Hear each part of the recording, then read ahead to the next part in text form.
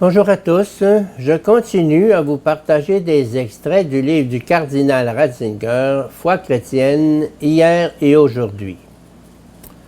L'individu et le tout. Pour nous, hommes d'aujourd'hui, le scandale fondamental du christianisme consiste tout d'abord simplement dans l'extériorité dont la réalité religieuse paraît affectée.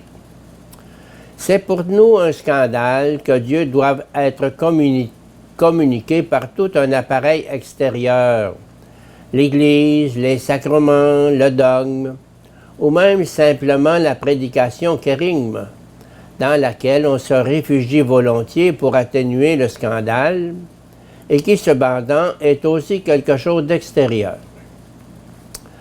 Face à tout cela se pose la question, Dieu habite-t-il donc dans des institutions, des événements ou des paroles? Est-ce que l'Éternel n'atteint pas chacun de nous de l'intérieur?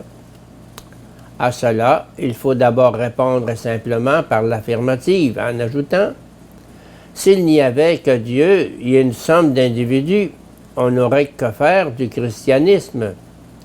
Le salut de l'individu en tant qu'individu peut et pourrait être opéré par Dieu directement et immédiatement, et c'est bien ce qui arrive sans cesse.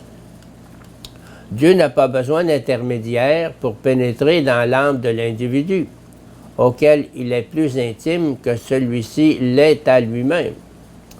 Rien ne saurait pénétrer plus profondément dans l'homme que lui, qui atteint cette créature au plus intime de son intériorité.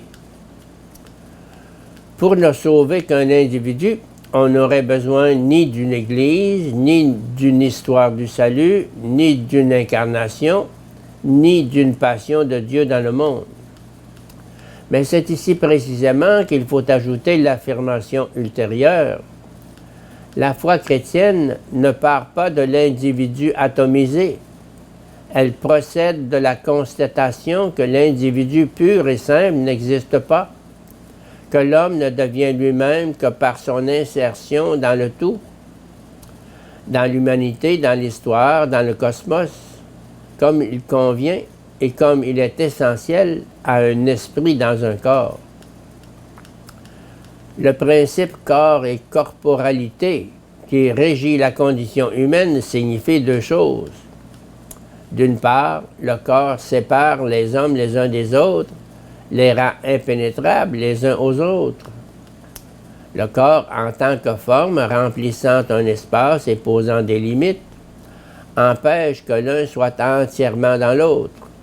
Il dresse une ligne de séparation qui signifie distance et limite. Il nous condamne à vivre séparés les uns des autres. Et de ce point de vue, il est un principe de dissociation. Mais en même temps, être dans la corporalité implique nécessairement aussi histoire et communauté.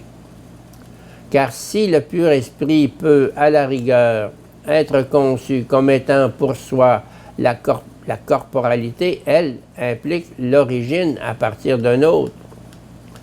Les hommes vivent dans un sens très réel et en même temps très complexe les uns des autres.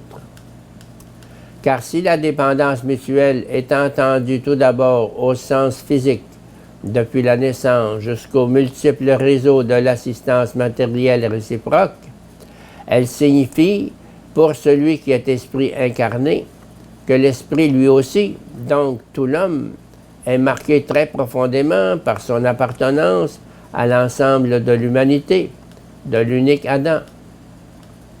Ainsi, l'homme apparaît comme un être qui ne peut exister qu'en dépendance d'un autre.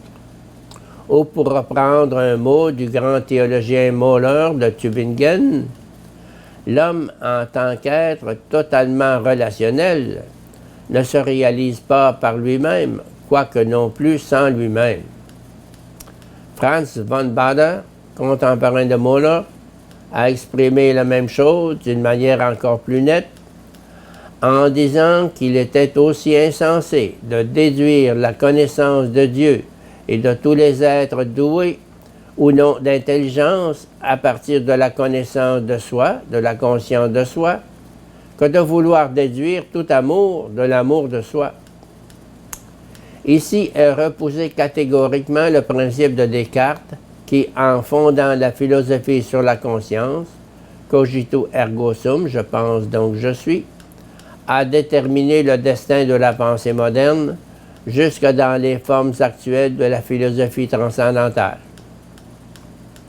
De même que l'amour de soi n'est pas la forme originelle de l'amour, mais tout au plus une forme dérivée, de même que l'on ne peut arriver à saisir le propre de l'amour qu'en le concevant comme relation, c'est-à-dire à partir de l'autre, de même la connaissance humaine n'est réalité que dans le sens de être connu, être amené à connaître, c'est-à-dire là aussi à partir de l'autre. L'homme véritable n'entre même pas dans mon champ de vision si je ne fais que sonder la solitude du moi, de la perception que j'ai de moi, car alors j'élimine d'emblée le point de départ de la possibilité de devenir moi-même et par le fait même sa caractéristique essentielle. C'est pourquoi Baader a délibérément transformé, et sans doute avec raison, le cogito ergo sum de Descartes en un cogitaire ergo sum. Non pas je pense, donc je suis, mais je suis pensé, c'est pourquoi je suis. Connaître pour l'homme, c'est d'abord être connu. C'est de là qu'il faut nécessairement partir, si l'on veut comprendre sa connaissance et le comprendre lui-même.